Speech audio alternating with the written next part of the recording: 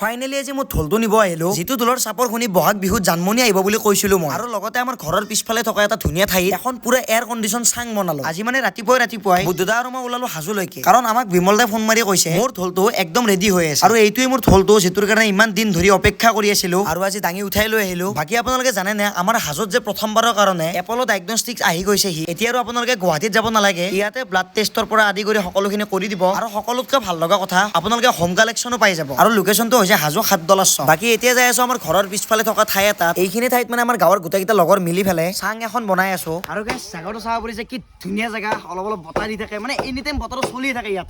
আহক এফালে আহক, এইখন আমাৰ চাং, ইয়াতে আমি বহিম, ঘুমাম, পুৰা মানে আল্টিমেট ফুল অফ ফান হ'ব ইয়াত। মানে আমি খানা চানাও খাম। বাকী চাংখন কেনেকুৱা লাগিছে কমেণ্ট এটা কৰি দিব, আৰু যোনে যোনে ফ'ল' কৰা নাই ফ'ল'টো কৰি থৈ দিব। আৰু আপোনালোকে এইখন চাং দেখা পাইছে, এই চাংখনৰ একদম ফ্ৰণ্টে আমাৰ ভলীবল খেলাৰ নেট পাতা আছে। মানে ইয়াত দুপৰীয়া মানে খেলা খেলিম, ভাগৰ লাগিব, জিৰণিটো আমি ইয়াত ল'ম। চাওক কি ধুনীয়া এটা কম্বিনেশ্যন, আল্টিমেট।